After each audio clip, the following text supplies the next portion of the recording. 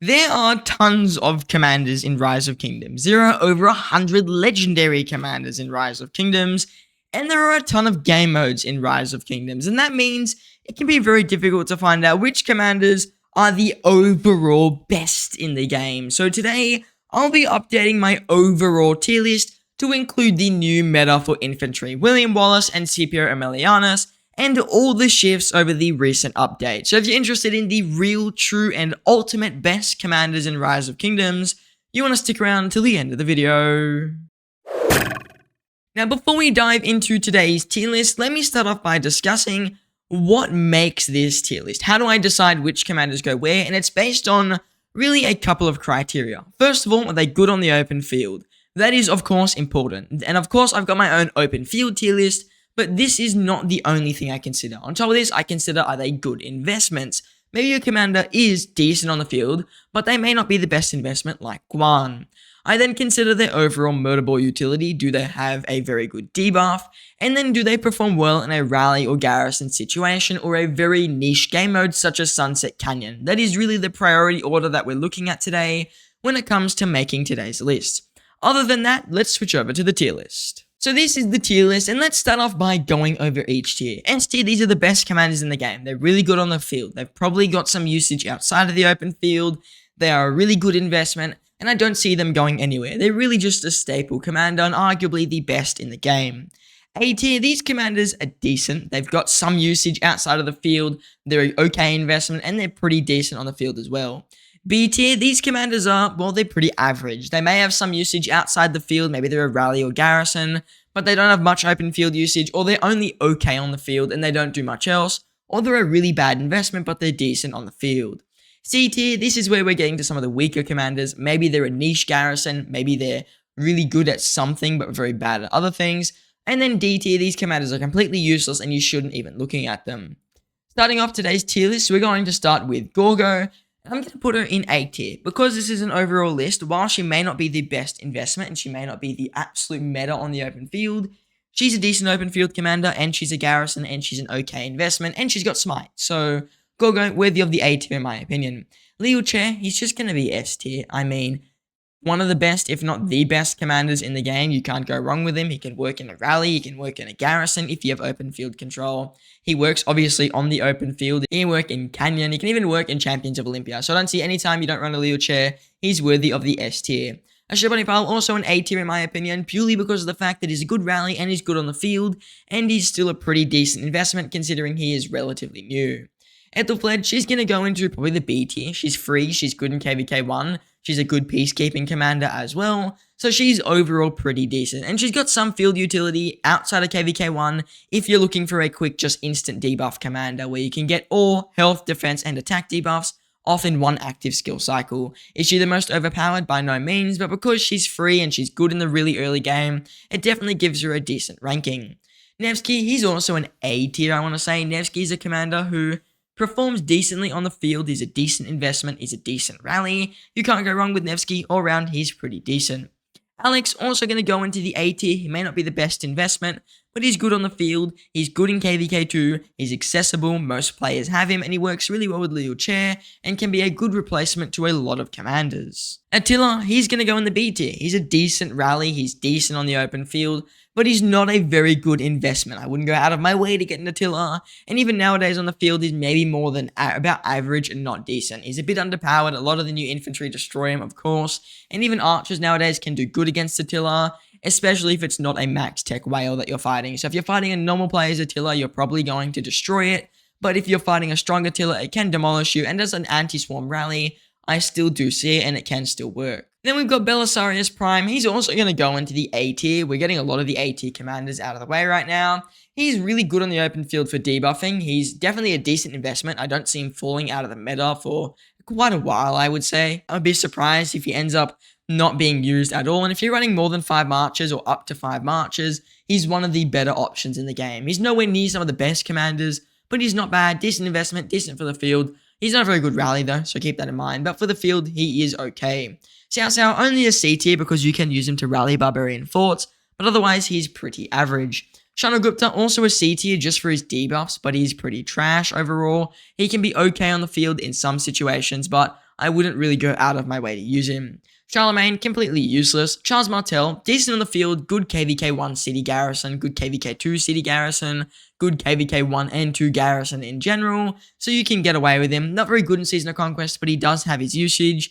Keep in mind, I'm not caring too much about KVK 1 and 2 as I used to, just because nowadays you can't really migrate back to KVK 2, so Martel's in a position where it's like, yeah, you can use him in those KVKs, but he's an expensive investment for that. He may not be the best choice, but he has some utility there, or a lot of utility in those early KVKs, and he can still be used in Season of Conquest, which is why he gets the B tier. CJ, also B tier. For the open field, he's average. For investment, he's below average, but I think he's worth B tier. I would say maybe he's around C tier for field strength, but overall utility, and when you can use him, you could use him in Arc and stuff like that. He does have some value at the B tier. He's not really at those C tier commanders. All the Gathering Commanders are also going to go into C tier. I wouldn't put generic sculptures in them, but like usual with the overall tier list videos that I've made, whenever I do make them, the Gathering Commanders always get C tier just because they do give your account some overall utility and they're not completely useless. D tier commanders are only reserved for literally the most useless commanders in the game, like Hannibal Barca, who do absolutely nothing. Constantine, he's going to go to the B tier. He's not very good in the field, but he's the best Canyon commander in the game. And he's decent in Champions of Olympia if you play him as a tank, and he's decent in KVK 2 as well. So he's got some decent points, and just because he's the literal best Canyon commander, it's pretty much not even close.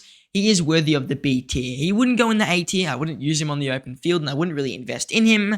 But if you have him or you're looking to do well in Canyon, you pretty much have to have a Constantine, otherwise it is almost impossible, even in the current meta. YSS, he's an okay mixed garrison for a city, but that's all he's got going for him. And Zenobia is not as good as she used to. I think Gorgo-Zeno isn't the most meta garrison nowadays. There are definitely some better garrisons out there. You can also run Gorgo-Heraclius. Pretty much anything besides Zenobia tends to be slightly better. Eleanor is a good cav garrison. Most of the garrison-only commanders will be at that B tier. Frederick, he's pretty much useless. Maybe a little bit of use in KVK 1, but it's not enough to justify putting him in the C tier. Genghis Khan, he's okay in KVK 2, he's very borderline usable in Season of Conquest, but I would never really run him. He's only there if you're super desperate. Harold's a B tier. I mean, he's got good city popping capabilities, he's got decent open field strength, and he's okay overall. I wouldn't say he's the best in the game by any means, but he definitely isn't at that C tier with a lot of those much weaker commanders. Honda, also going to go to the B tier. He's a good overall commander. You can put him with generally anyone. He always works pretty fine, and if you do have him, I would get him. So he's decent on the field, but if you don't already have him, I wouldn't be putting gold heads in him. So only if you already have a Honda would I consider using him. Otherwise, he is not worth those extra gold heads.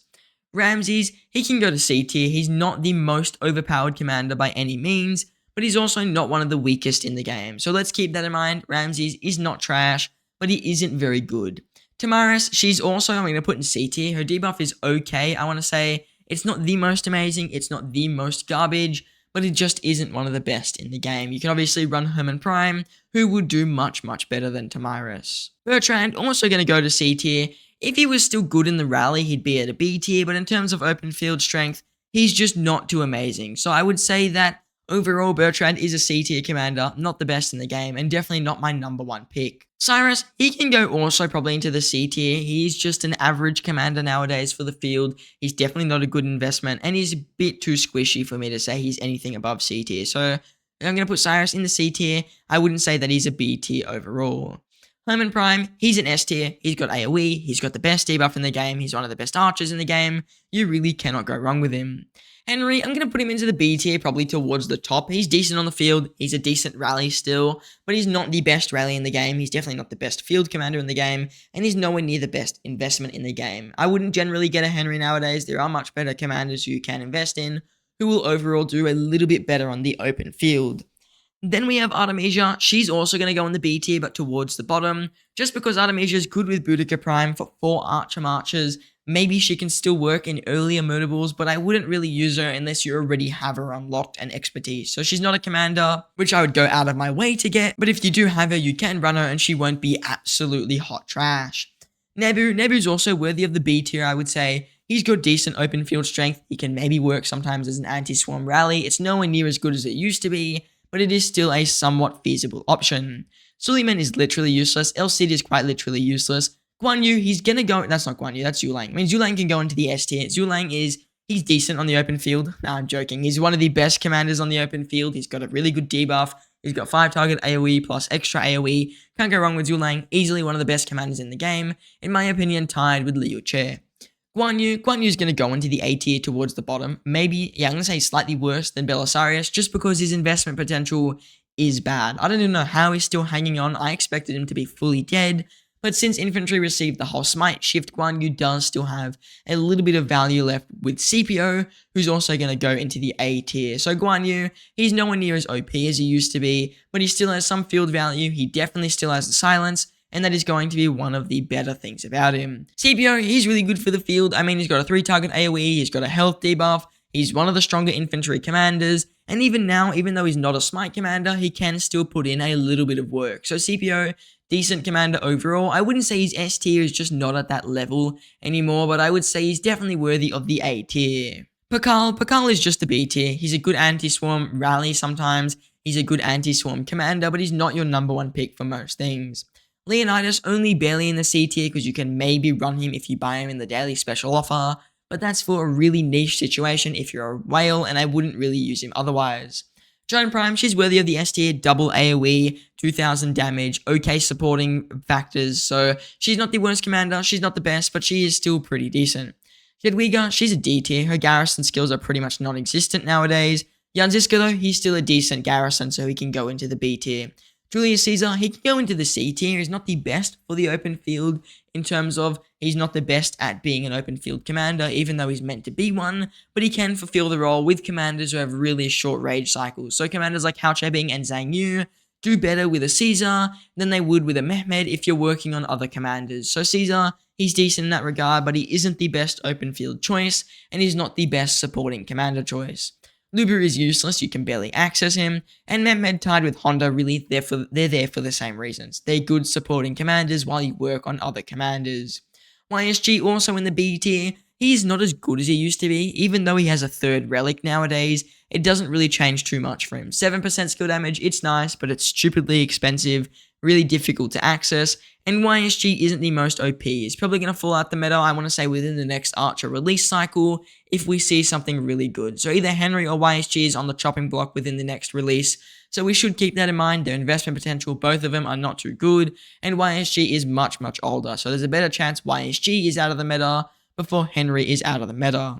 Minamoto, he's going to go into the A tier just for his pure accessibility. You can buy him with money, you don't need to use any gold heads, you can get him day 1, he works amazing in KVK 1, 2, 3, and even Season of Conquest, and overall it gives him a lot of that early game and late game utility, not to mention he's a good barb for rally as well, so you cannot go wrong with a Guan Yu, you cannot go wrong with a Minamoto, so he's easily worthy of the A tier. Is he the best commander in the game? No, but is he really accessible and is a really good commander? For sure, and if he gets a 3rd level relic like YSG, we could see another return of Minamoto for a couple of months or so, like what happened when he received his 2nd relic. So Minamoto, his relics are very good, he's overall really good, and if you buy him and you don't use any gold heads on him, which is the only way to get him, you can have a really decent commander for a relatively cheap price compared to some of the other commanders. Not to mention, if we get a 3rd tier relic, which he's bound to get one eventually, he may get another resurgence depending on how strong it is. Gilgamesh, he's a C tier, he's not the best in terms of his debuff isn't the most important nowadays because of CPO Prime, but he has some debuffing potential and he's an okay at healing cancel. There's not many healing commanders, I mean you got Zenobia and all that, but they're not the most meta for garrison nowadays, though they can still be an okay garrison and Gilgamesh can counter them, but he wouldn't be your number 1 pick. Mulan, she's going to go into the B tier because she's a supporting commander. She does that supporting role pretty well, and she works for Trajan. Her and Trajan are like the 2 only supporting commanders in the game that can both go into the B tier, and because of that, they serve that role very well, and if you want a supporting March, they're your only option, and they can work. Not to mention, it's one of the better Canyon combos as well, which is something you need to keep in mind. Edward of Woodstock, even though he's a KVK2 rally, he's useless because you can't migrate back anymore, and most people will just use a Thutmose YSG because you can get that in KVK1. Ragnar also useless because you can just get Takeda. Richard only good for AoE barb farming in the early KVKs, and maybe a little bit of KVK 1 and 2 fighting, but even then, he won't be the most OP. You've got YSG, who would just do better than Richard as well. So Richard, not the most overpowered, but an okay commander nonetheless.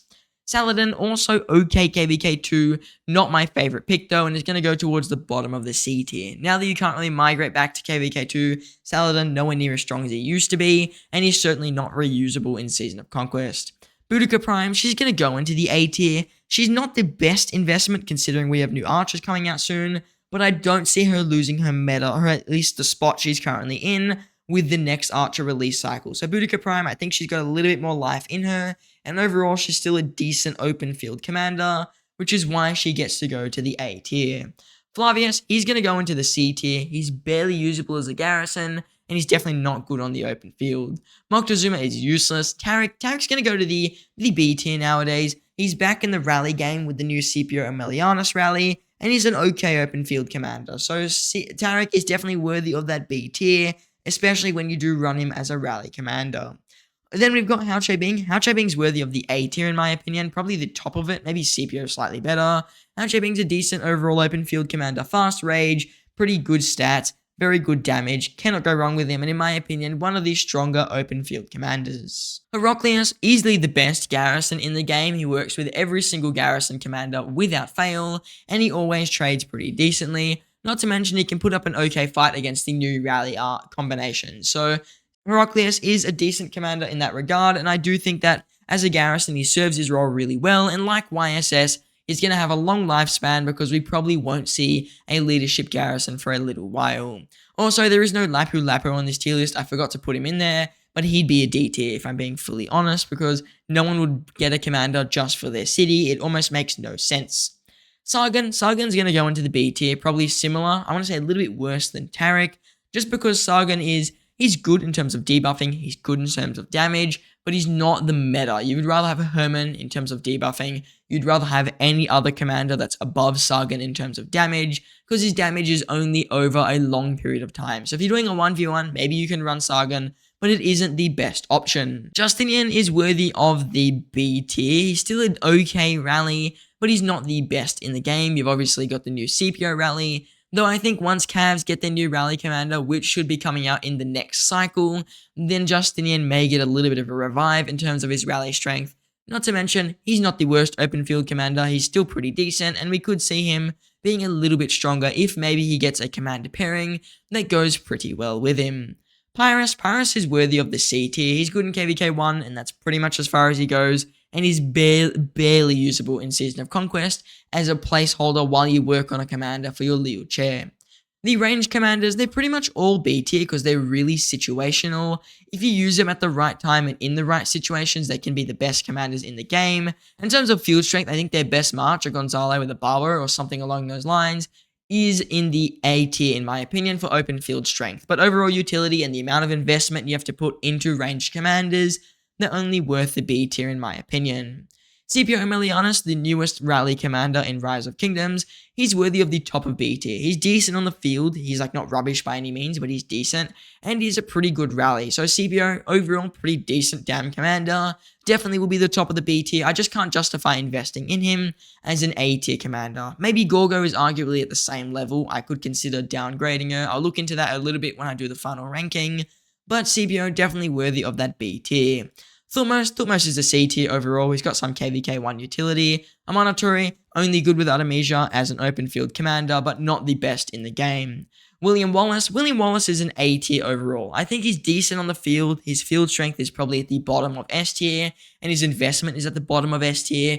But in terms of other utility, he's not the best in other game modes. Like, you wouldn't really run him as much in Sunset Canyon, or he won't do as good in Sunset Canyon as something like a Scipio would, because Scipio's got AoE.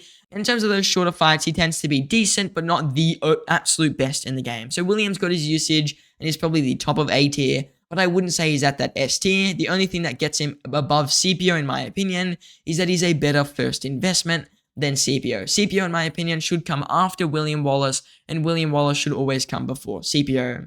Takeda's the top of C tier, works well with Attila. Dido, gonna go into the bottom of B tier just because she's a garrison. Theodore is a useless garrison. William, he's a B tier. He's decent in terms of support and AoE damage, but he's not the most OP. Wuzetian, useless garrison. Zhang Yu, also into the B tier. decent in terms of a fast rage cycle, but not the most overpowered. So here is the final tier list. The only big change I ended up making was I knocked Gorgo down below Scipio and Melianis. I don't think it's fair to put Gorgo above Scipio. She just isn't better on the open field, and even though she's a garrison, she is a meta garrison, but she's not going to be the most overpowered forever, so there's no point giving her A tier based on her garrison status. So I think Gorgo worthy of the B tier overall, but other than that, this is in my opinion the rough best order of every commander in the game. So in my opinion, the best commanders in the game are Liu Che and Zhu Lang, and then it goes Herman Prime, Joan Prime, William, and then all the way down to the final commander being Lu Bu. So that's the final order in my opinion of the best commanders in the game. The C tier and D tier aren't really organized, but the S, A, and B tier all are organized from the best commander of that tier down to the worst, except Zhu Lang and Liu Che, in my opinion, are completely tied. Now, if you enjoyed today's video or found the information useful, all I'm going to ask of you guys today is consider dropping a like on the videos. Likes do really help out my videos, they support me as a creator, and they help my videos be seen by more people. So I really appreciate when you guys put likes. It also tells me you actually did enjoy the video, and it's a very small thing which can support me a lot. So to everyone who already liked the video, a massive thank you, and to everyone who just liked the video, an even bigger thank you to you as well. Now I just want to say thank you all for watching, and I hope to see you in the next one.